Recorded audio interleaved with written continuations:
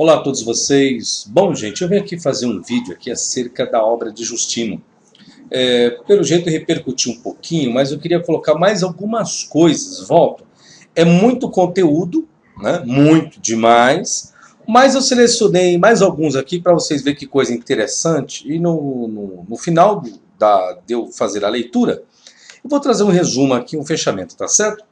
Bom, Justino diz, citar-vos-ei passagem das Escrituras. A Escritura aqui que Justino sempre se remonta é voltado, hoje conhecido como Antigo Testamento, tá? Todo momento aqui Justino está fazendo menção do que eu vou ler aqui de Antigo Testamento. Citar-vos-ei passagem das Escrituras e não pretendo oferecer-vos discursos retoricamente separados, pois não tenho talento para tal coisa. Na verdade, aqui Justino ele está argumentando o seu diálogo contra Trifão, tá? Que era um judeu. Deus apenas me deu graça para entender as Escrituras e sem recompensa ou inveja. Convido a que todos participem dessa graça para que eu não tenha de prestar contas disso do julgamento em que Deus, Criador do Universo, nos julgará por meio do meu Senhor Jesus Cristo. Tá? Aqui é a bibliografia, Diálogos, capítulo 58, é o primeiro trecho. Tá? Então tudo que vocês veem aqui é a bibliografia de onde foi extraído essa informação. Bom, Trifão, né, que é o diálogo que ele está tendo com Trifão, faz o seguinte questionamento, um dos questionamentos de Trifão. Diz-me, porém, vós realmente confessais que a cidade de Jerusalém será reconstruída e esperais que aí vosso povo irá reunir-se e alegrar-se com Cristo, com os patriarcas, os profetas, os santos de nossa descendência e até com os prosélitos que viveram antes da vinda do vosso Cristo? Ou chegaste a essa conclusão somente para dar a impressão de que ganhavas de nós a todo custo na discussão? Então Trifão faz uma pergunta para Justino, mas e aí, vai haver essa reconstrução da cidade de Jerusalém? Como que vai ser isso aí? Bom, sobre isso, Justino respondeu o seguinte: de minha parte, eu e alguns outros cristãos de mentalidade correta não só admitimos a futura ressurreição da carne, mas também 1000 anos em Jerusalém reconstruída, embelezada e aumentada, como prometem Ezequiel, Isaías e os outros profetas. Então ele acaba afirmando que realmente vai existir essa reconstrução. Interessante, né? Que ele falou sobre isso e até hoje, né? Até hoje se espera essa reconstrução de Jerusalém após sua destruição em 70 depois de Cristo por General Tito. Bom, então, como muita gente está esperando, então eles também acreditavam piamente. Justino morreu, tantos outros morreram, mas, né, a fé é a fé. Então tem que ficar na fé. Fiquem na fé, tá certo? Essas expectativas geralmente incluíram a crença em que Deus iria vencer todos os poderes hostis a ele e ao seu povo escolhido, e que estabeleceria um reino de Israel glorioso e definitivo. Só tem um problema. Quais os livros que falam sobre isso? Vamos lá. Os livros apocalípticos. Quais são esses livros apocalípticos no plural, tá? Não é o livro do Apocalipse, tá certo? O Justino está fazendo menção de outra coisa aqui, tá? Especialmente o livro de Enoque e o quarto livro de Esdras. Um outro livro também que entraria aí seria o livro de Baruque, tá?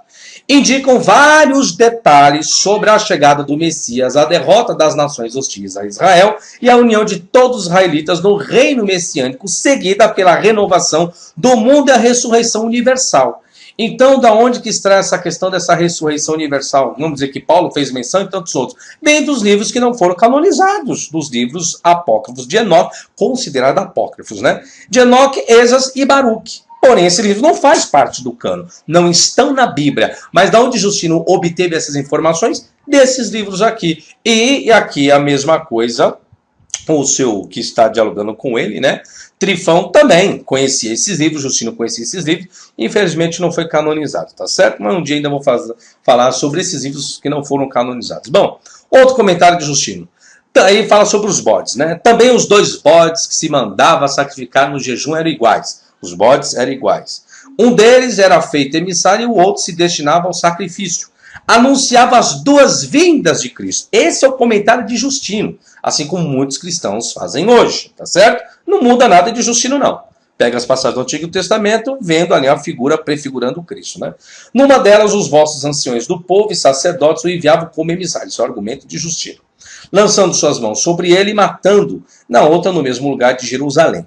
Reconhecereis aquele que foi desonrado por vós e que era a vítima de todos os pecadores que queriam fazer penitência e jejuar conforme aquele jejum a que se refere a Isaías, rompendo os laços dos contratos violentos e observando tudo que o profeta enumera e que nós citamos antes. E é justamente o que fazem aqueles que creem em Jesus. Então, Justino pega essa passagem lá dos bodes expiatórios de Levítico, capítulo 16, e traz ele como uma figura de Cristo, né? Bom, objeção.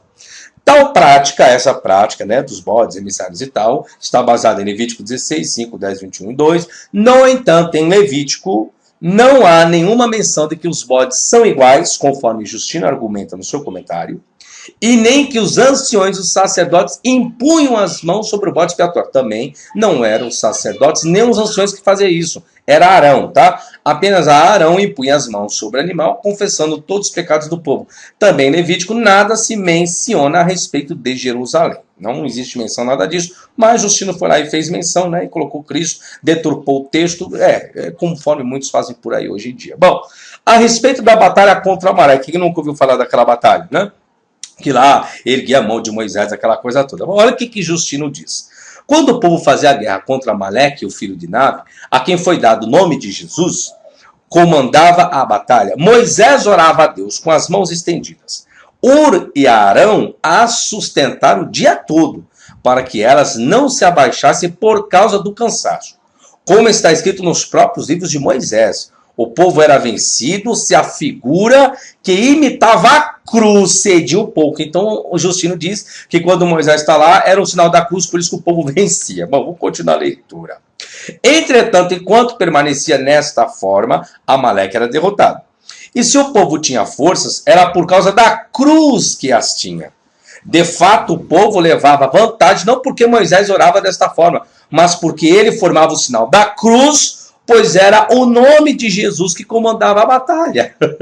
Bom, com efeito, quem de vós não sabe que a melhor forma de aplacar a Deus é a que se faz com gemidos e lágrimas, com o corpo prostrado de joelhos dobrados? Contudo, deixa eu subir um pouco aqui. Contudo, esse modo de orar sentado numa pedra, nem Moisés, nem ninguém o fizera antes, nem o fez depois. Por outro lado, a própria pedra, como já demonstrei, é um símbolo de Cristo. Está aqui a bibliografia. Então, Justino fala que o povo venceu, não foi porque Moisés orava, não. É porque o sinal, Moisés está fazendo o sinal da cruz. Ali era o próprio Cristo. Sabe quem faz as aplicações? Vocês cristãos. Vocês apologistas, vocês que espiritualizam, é isso que vocês fazem com as escrituras. Quem deturpa as escrituras não foram só os pais das igrejas, não. Quem deturpa as escrituras que vocês dizem, as escrituras sagradas, são próprios vocês. Vocês, não estou generalizando não, mas uma boa parte de vocês que só utilizam a fé, é isso que vocês fazem. Deturpar conforme Justino faz aqui, tá? Isso não é mentira não, isso é a verdade nua e crua, tá? Ainda mais para aqueles que se colocam como apologistas, né? Os apologéticos. É tudo denominacionista, tudo usa fé. Bom, vamos lá. A respeito da passagem da serpente de bronze, um outro texto também, todo mundo conhece essa passagem, né? Olha o que Justino fez dessa passagem.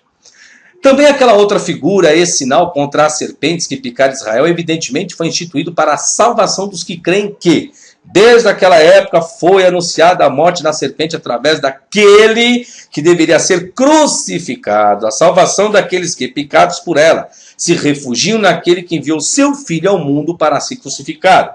O Espírito profético, de fato, não pretendia ensinar-nos, através de Moisés, a depositar nossa fé em uma serpente. Tanto que nos manifesta como ela foi amaldiçoada por Deus desde o princípio. E em Isaías nos dá a entender que será morta como inimiga pela grande espada que é Cristo. Bom, vamos ver a objeção no âmbito judaico. O que é a concepção judaica menciona acerca dessa passagem na Mishnah? E acontecia que quando Moisés mantinha na lava de Moisés as mãos levantadas, Israel prevalecia. Mas poderiam as mãos de Moisés vencer ou perder uma batalha? Na verdade, isso é para mostrar-lhes que enquanto Israel olhava para o alto, submetia o coração ao seu Pai nos céus, ele prevalecia, mas, caso contrário, ele caía. Da mesma forma, pode-se explicar: fazei para vós uma serpente de bronze e colocai-a sobre uma haste, e quando alguém for mordido, olhar para ela, viverá. Mas poderia a serpente matar ou salvar a vida de alguém? Quando Israel olhava para o alto e submetia seu coração ao seu Pai nos céus, ele era curado. Se não fazia, ele morria. Mishnah Rosh Hashanah 3:8, tá certo? Então, quer dizer, Justino, né, ele quer estar acima de todas as concepções. Isso é normal, né? Isso é normal. Para quem só lida com essa questão de fé, isso é normal, não tem nem o que questionar. Bom, interpretação de Salmo 24, quem nunca ouviu o Salmo 24, levantai a porta as vossas cabeças, levantai para que entre o Rei da Glória. Quem é o vosso Rei da Glória? O Senhor do Exército, ele é o Rei da Glória, né?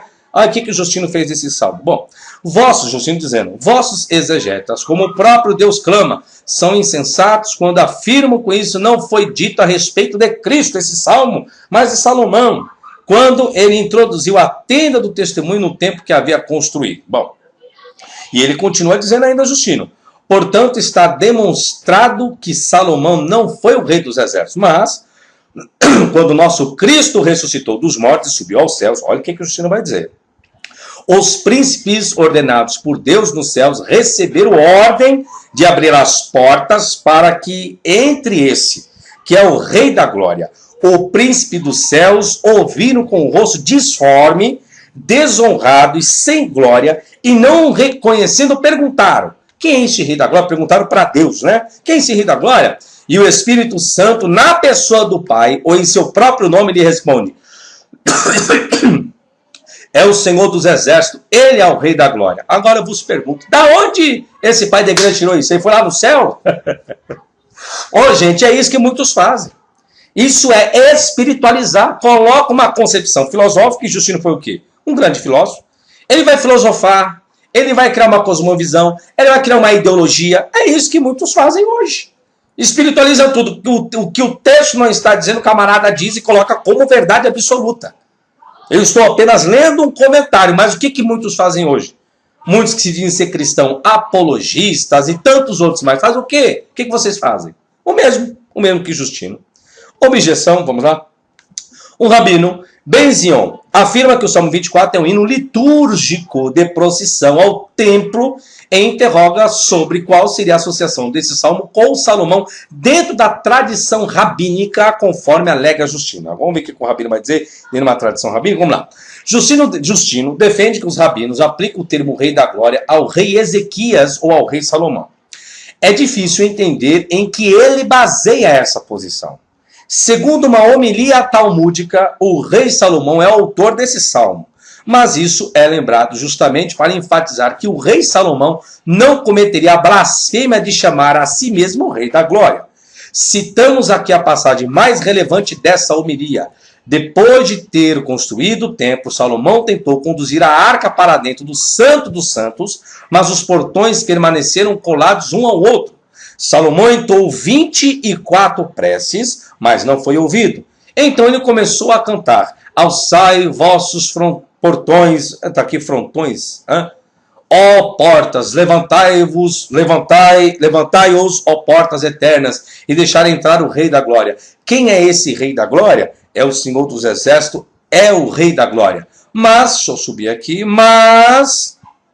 sua oração continuou sem resposta. Logo, porém, que ele orou ou rezou, ó Senhor Deus, não desvieis vossa face do vosso ungido, lembrai-vos dos méritos do vosso servo Davi, foi imediatamente atendido. Na visão do rabino, Justino cometeu uma ingenuidade exegética ao escolher um salmo aplicado estritamente a fins litúrgicos, sem referências messiânicas. Isso você encontra no Shabat e por aí se vai, tá? Tá aí a bibliografia, tá bom? Outro erro de Justino. Sabe o que é isso, gente? Tem muitas pessoas que fazem o quê? Não, vou provar o Messias no Antigo Testamento. O Justino começou a fazer isso. Pegará as passagens que ele acreditava ser profecias messiânicas ou passagens que retratava Jesus, o Messias. Então, o que muitas pessoas fazem hoje, usando passagens do Antigo Testamento, é o mesmo que o Justino fez, tá? É a mesma coisa, não muda em nada. Argumentos sobre o Messias. Agora o Justino vai falar sobre o Messias usando essas passagens do Antigo Testamento. Bom, Trifão parece usar de ironia ao discorrer sobre o Messias. Bom, quanto a Cristo ou Messias, Trifão dizendo agora, tá?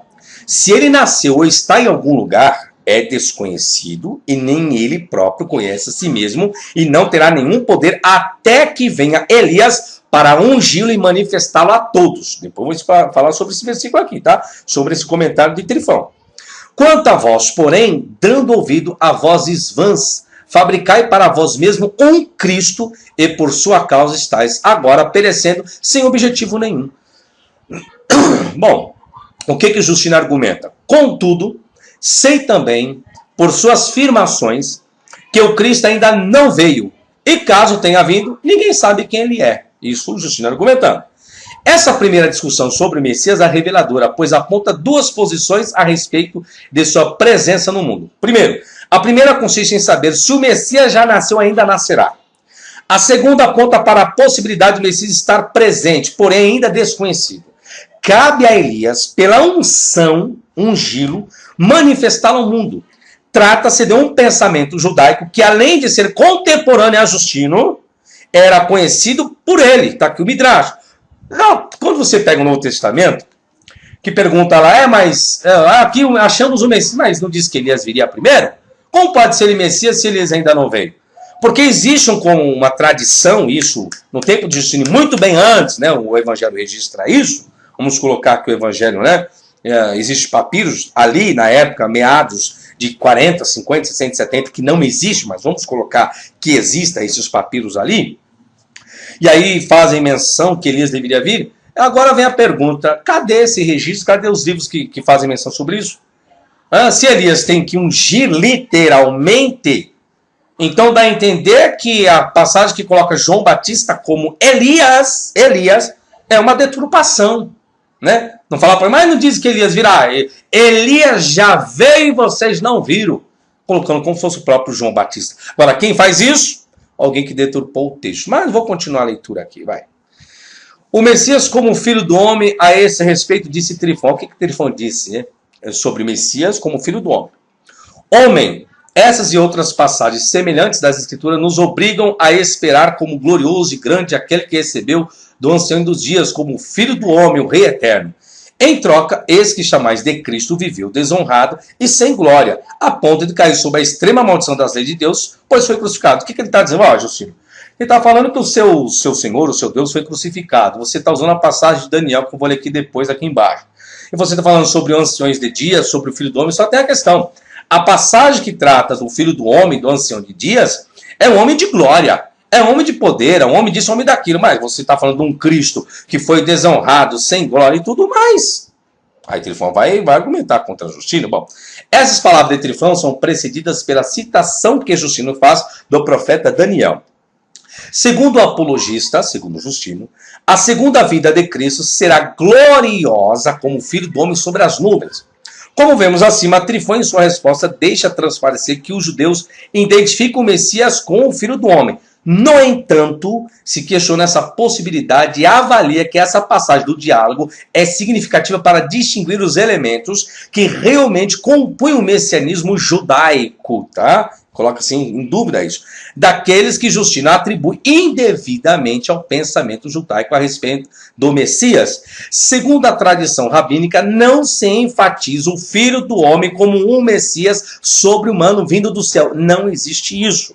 Além disso, tal pensamento estaria em desacordo com as próprias palavras de Trifão, que afirmou ser o Messias um homem nascido de homem, não pré-existente nem divino. Daí conclui-se que esse pensamento é cristão e foi posto por Justino na boca de Trifão. Tá?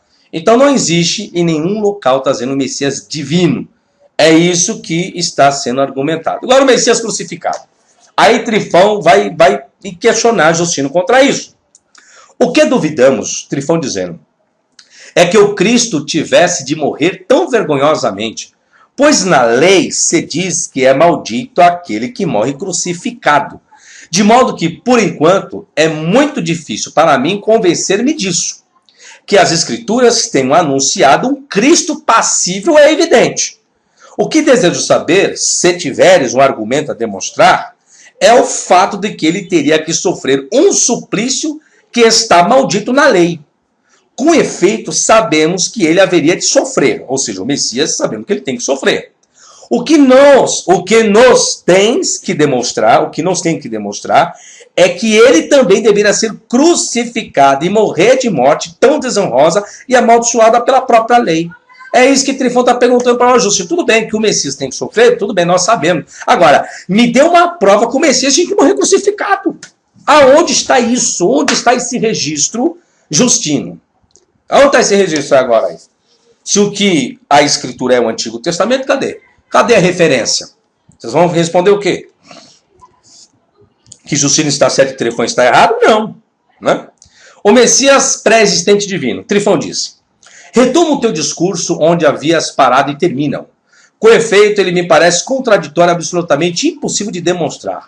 Pois dizes que esse vosso Cristo pré-existe como Deus antes dos séculos e que depois dignou-se nascer como homem, não é homem que vem dos homens, não só me parece absurdo, como também insensato. Esse é o primeiro comentário que fiz lá no primeiro vídeo. Aí Trifão disse, continua: parece-me que os que afirmam que Jesus foi apenas homem e que por eleição foi ungido e tornado Cristo, dizem coisas mais críveis do que vós, ao dizer o que dizes.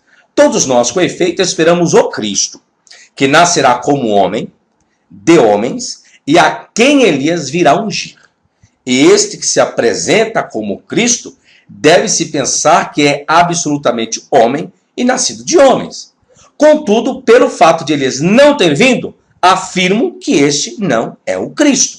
Então, quando Justino apresenta Jesus como Cristo, o Trifão fala, não, isso não é Cristo. Por quê? Ué, ô Justino, você esqueceu do que está escrito na Escritura?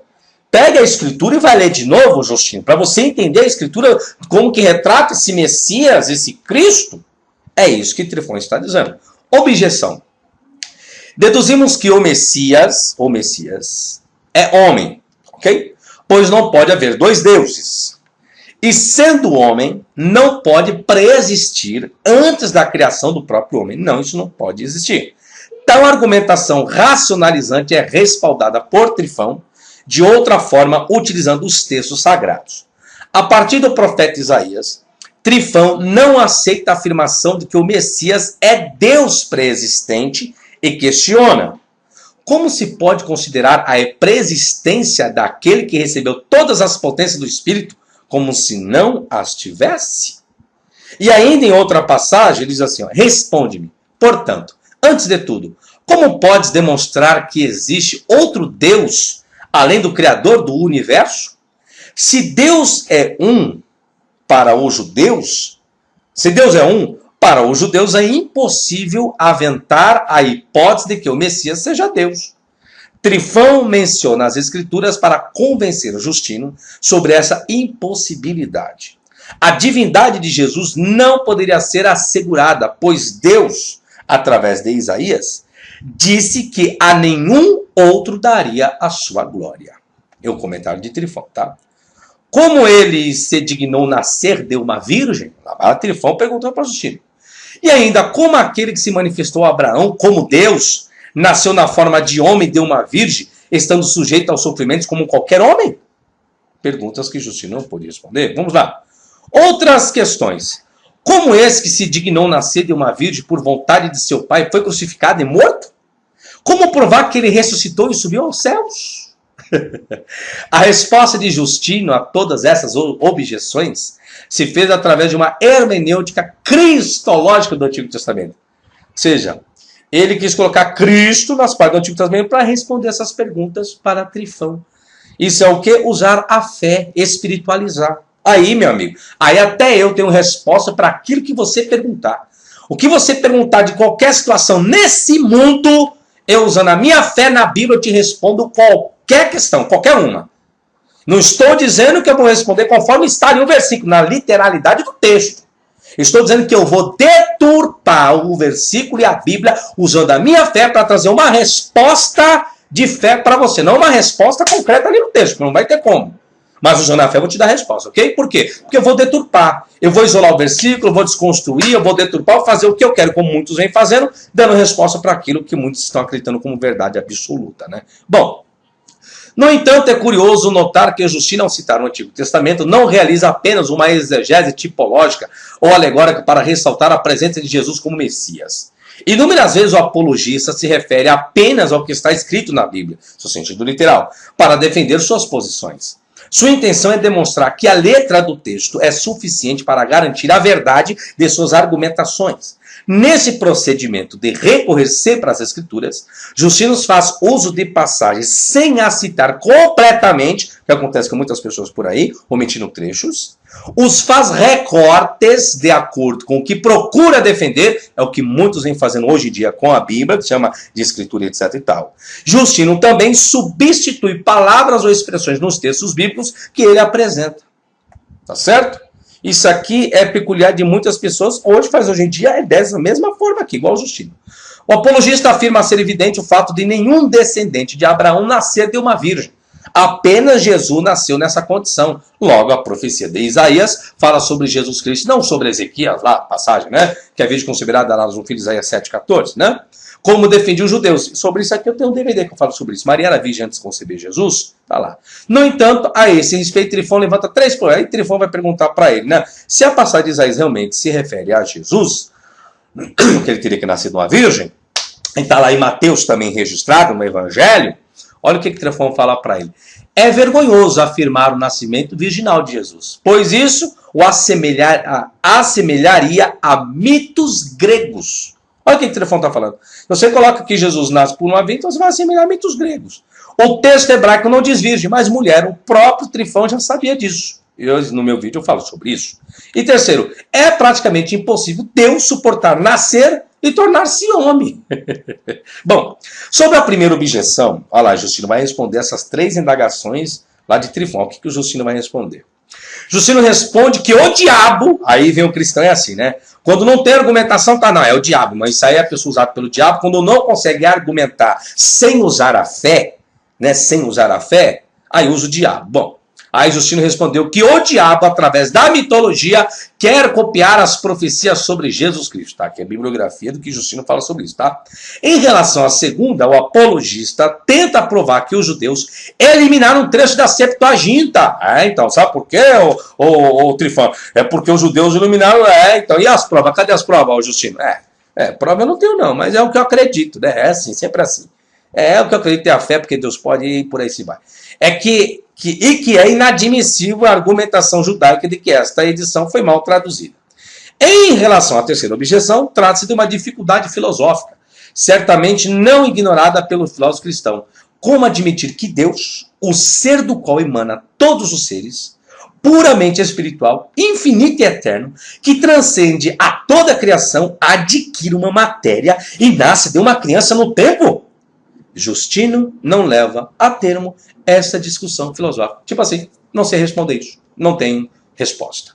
A estratégia de Justino mostra-se falível, pois ainda que ele tente demonstrar que os eventos da vida de Jesus corroboram as escrituras proféticas sobre o Messias, não elimina a possibilidade de que todas as palavras proféticas possam se cumprir em qualquer outro esperado pelos judeus.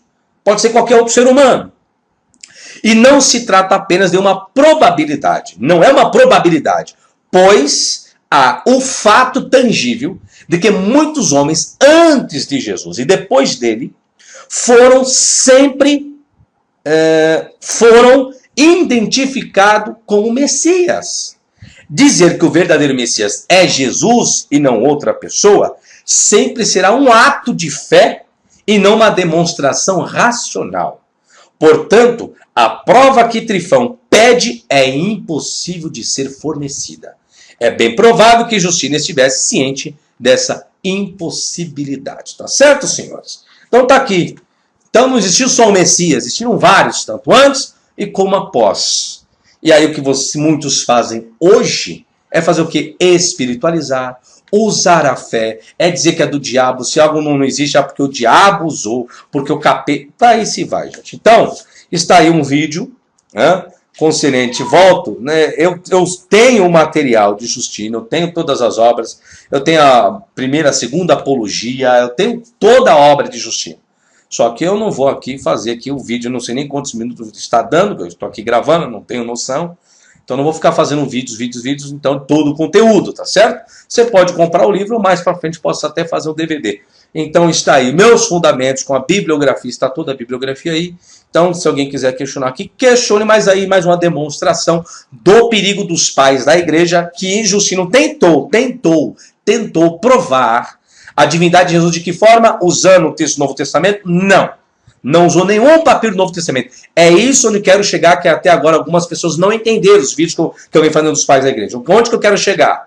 Que esses primeiros pais da igreja, que diz que viveram ali com os apóstolos, eles não fazem citação de papiro, da escrita de nada. Justino faz menção da escritura que é o Antigo Testamento. É em onde eu quero chegar. Tá certo? Eu quero chegar nisso. Que eles estão fazendo menção do Antigo Testamento. E quando Justino procura divinizar Jesus, ele procura usar aspecto de quê? Fé, tipologia, deturpando os textos do Antigo Testamento, como muitos fazem hoje, para provar Jesus como Messias no Antigo Testamento. Fazem a mesma coisa. Isso não é diferente, tá certo? É isso onde que eu quero chegar com vocês, tá certo? Não estou aqui para derrubar a fé de ninguém. Só estou falando que tem que tomar cuidado com a questão de fé que tanto vocês utilizam. Então tem uma fé fundamentada numa verdade melhor, não absoluta, porque absoluta não existe, mas numa possibilidade, uma probabilidade melhor, que você consiga aí, né, se respaldar melhor. Então está mais um vídeo para o conhecimento de vocês e até a próxima e tchau, tchau.